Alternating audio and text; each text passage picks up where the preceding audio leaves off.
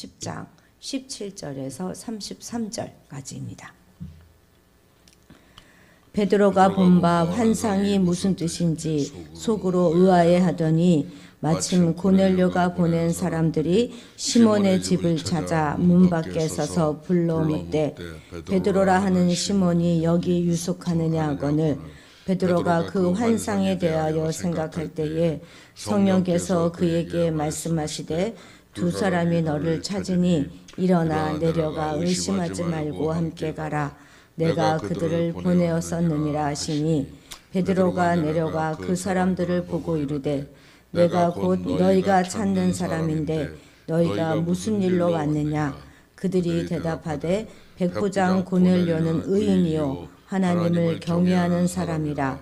유대 온 족속이 칭찬하더니 그가 거룩한 천사의 지시를 받아 당신을 그 집으로 청하여 말을 들으려 하느니라 한데 베드로가 불러들여 유숙하게 하니라. 이튿날 일어나 그들과 함께 갈새 욥바에서 온 어떤 형제들도 함께 가니라. 이튿날 가이사랴에 들어가니 고넬료가 그의 친척과 가까운 사람들을 모아 기다리더니 마침 베드로가 들어올 때에 고넬료가 맞아 발 앞에 엎드려 절하니 베드로가 일으켜 이르되 일어서라 나도 사람이라 하고 더불어 말하며 들어가 여러 사람이 모인 것을 보고 이르되 유대인으로서 이방인과 교제하며 가까이 하는 것이 위법인 줄은 너희도 알거니와 하나님께서 내게 지시하사 아무도 속되다 하거나 깨끗지 않다 하지 말라 하시기로 부름을 사용하지 아니하고 왔노라. 묻노니 무슨 일로 나를 불렀느냐. 고넬료가 이르되 내가 나흘 전 이맘때까지 내 집에서 제 9시씩 기도를 하는데 갑자기 한 사람이 빛난 옷을 입고 내 앞에 서서 말하되 고넬료야 하나님이 내 기도를 들으시고 내 구제를 기억하셨으니 사람을 욥바에 보내어 베드로라 하는 시몬을 청하라. 그가 바닷가 무도장의 시몬의 집에 유숙하느니라 하시기로 내가 곧 당신에게 사람을 보내었는데 오셨으니 잘하였나이다. 이제 우리는 주께서 당신에게 명하신 모든 것을 듣고자 하여 다 하나님 앞에 있나이다. 아멘.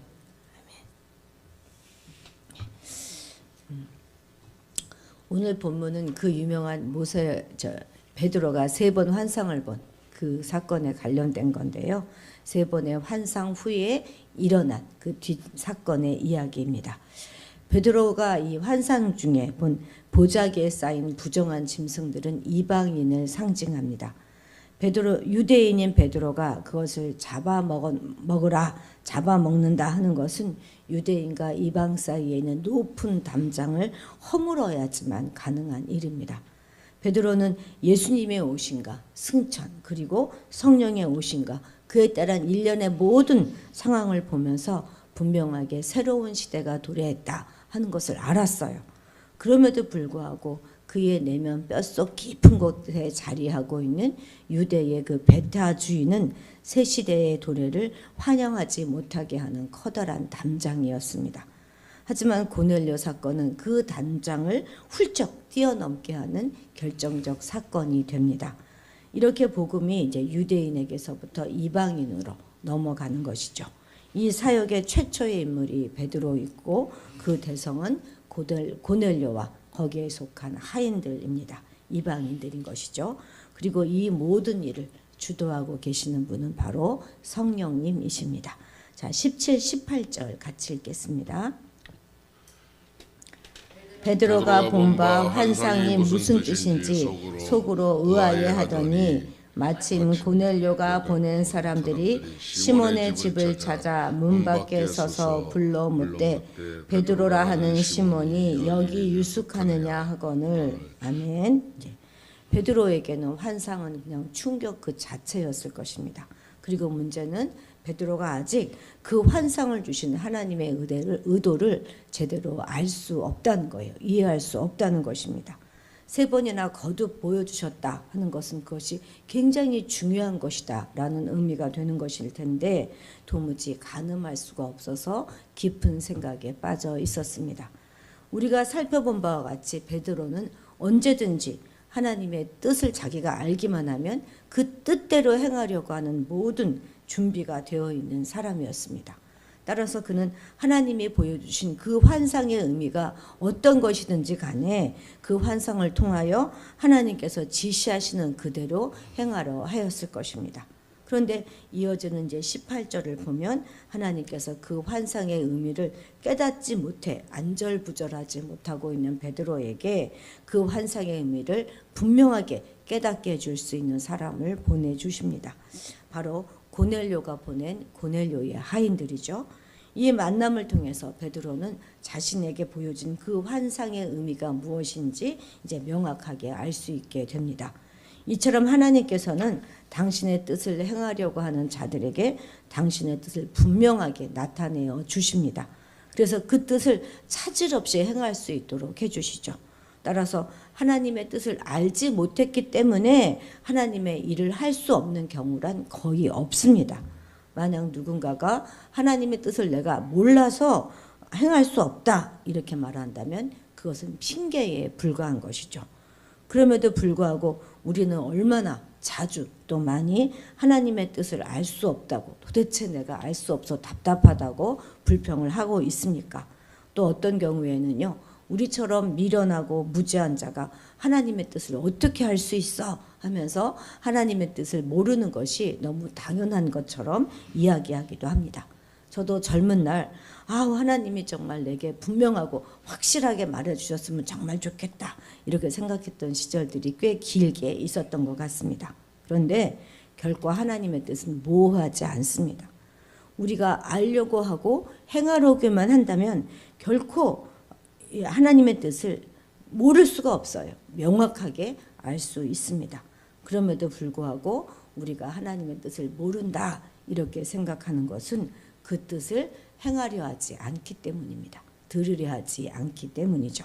하나님의 뜻을 행하려고 하지 않으니까 이 핑계 저 핑계 되는 것이고, 그러다 보니 그렇게 분명한 하나님의 뜻이 모호해지는 것이죠.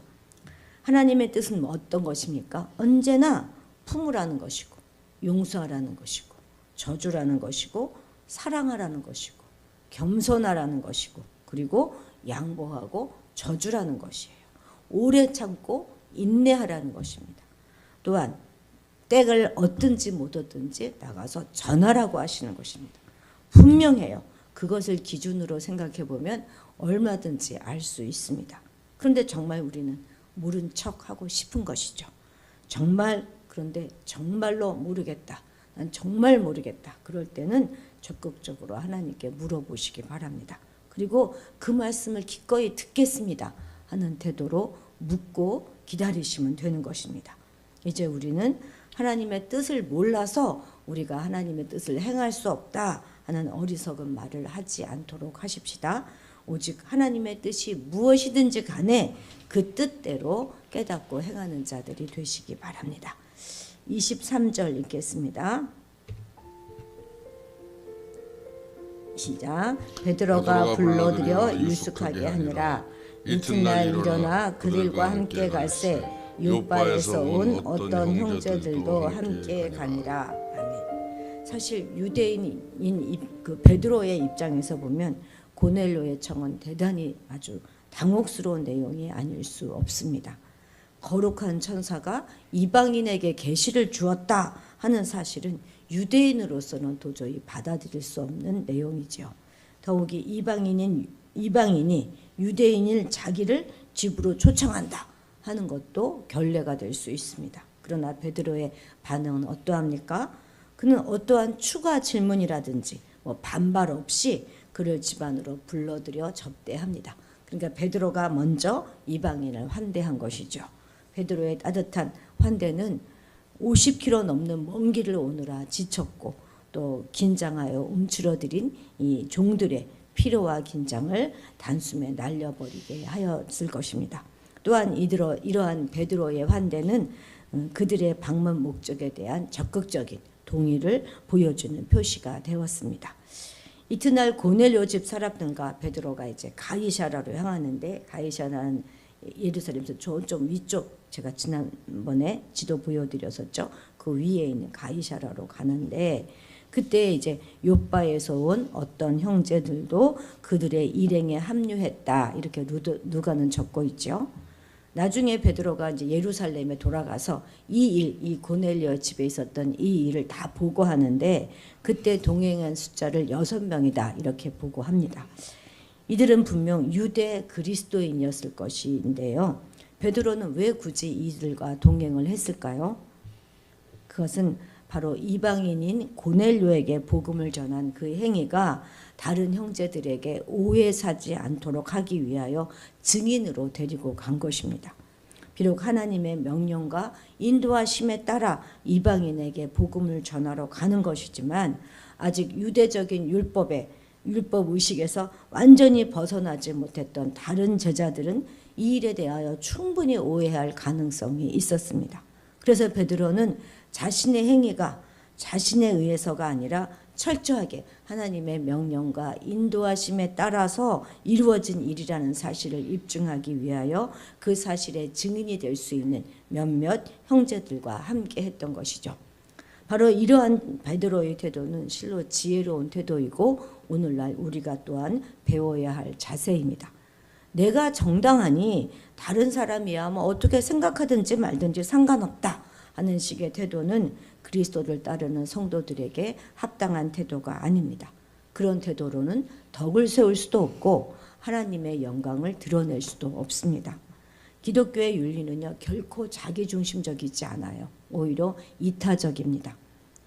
내가 아무리 정의롭고 선할지라도 그 정의로움과 선함이 다른 사람으로 하여금 오해케 하고 그래서 그 사람으로 하여금 마침내 실족하게 한다면 그것은 더 이상 선으로 인정될 수 없는 것입니다. 그래서 사도 바울은 뭐라고 말하죠? 만일 식물이 내 형제로 실족하게 되면 나는 영원히 고기를 먹지 아니하여 내 형제로 하여금 실족하지 않게 하리라 이렇게 말했던 것입니다.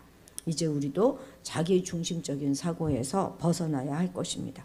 나만 정의롭고 나만 선하면 그만이다 하는 그런 식의 생각은 버리고 다른 사람이 오해하지 않도록 조심할 줄 아는 그런 사람이 되어야 하겠습니다. 25, 26절 같이 읽도록 하겠습니다.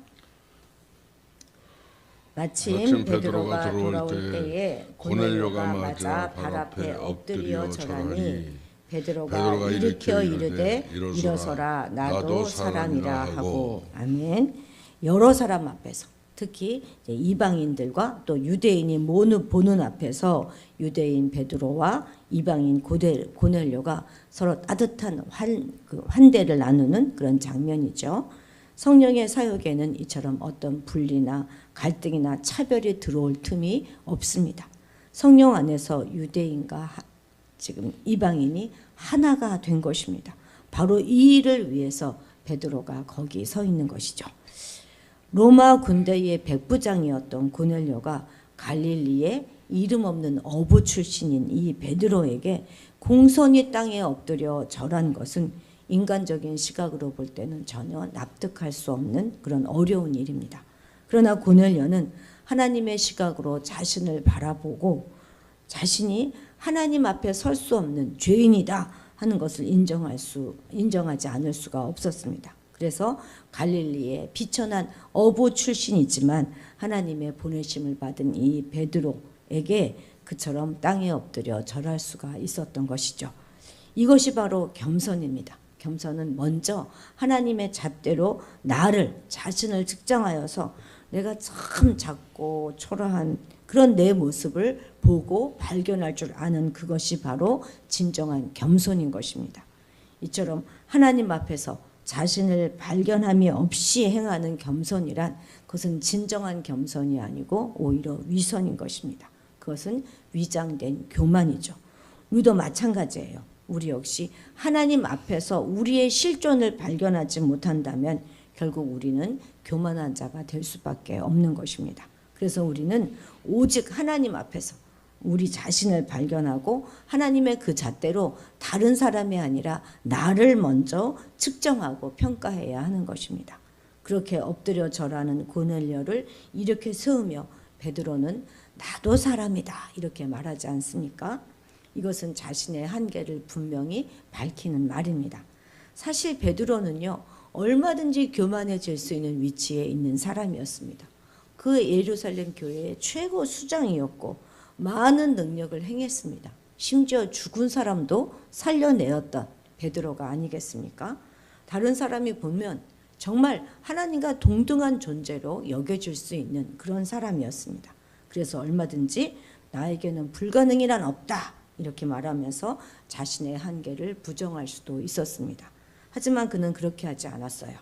그는 사람으로서의 자신의 한계를 분명하게 인정하고 있었습니다. 사실 몇 해 전에 내가 주와 함께 죽을지언정 결코 주를 부인하지 않겠습니다 라고 말했던, 그렇게 자신의 한계를 인정하지 않았던 그 모습과는 너무나 다른 모습이죠. 그는 그만큼 성화되어졌던 것입니다. 우리가 하나님 앞에서 우리 자신의 한계를 얼마나 아느냐 하는 그것이 우리가 얼마나 성화되었는가 하는 것을 말해주는 것이라고 할 수 있습니다. 우리는 얼마나 우리의 한계를 알고 또 그것을 인정하고 있습니까?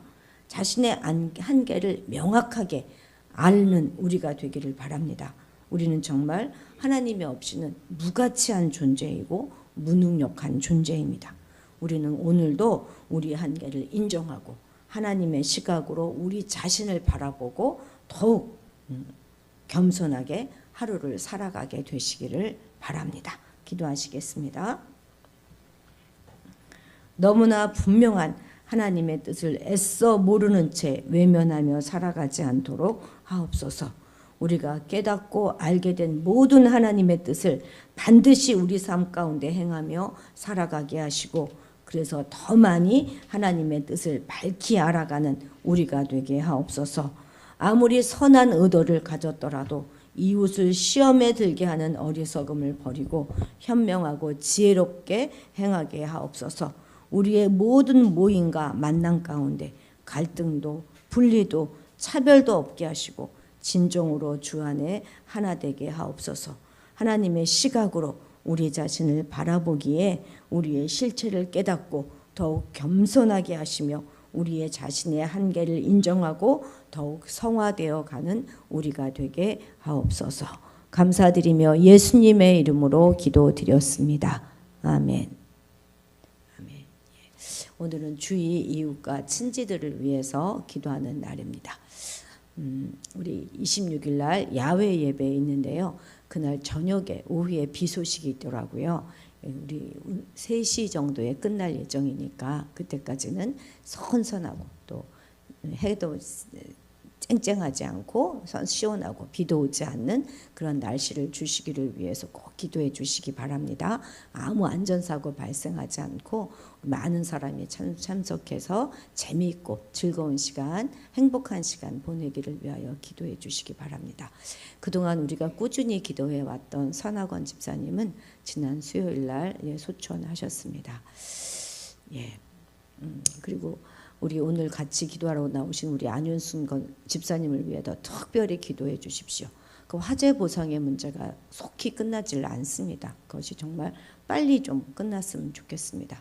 그리고 이제 창현이 창고에도 또 많은 상품들이 있는데 그것이 빨리 수출될 수 있도록 기도해 주시고, 풍이 키우시는 강아지 중에 한 마리인데요. 지금 급히 지금 좀 쇼크 같은 게 일어나가지고 좀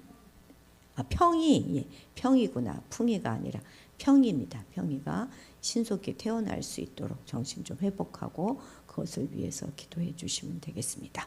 우숙한 권사님도 빨리 그 요양원 시설에 적응하시고 모든 치료가 잘 될 수 있기를 위해서도 기도해 주시고 주일 예배를 위해서도 기도해 주시기 바랍니다. 우리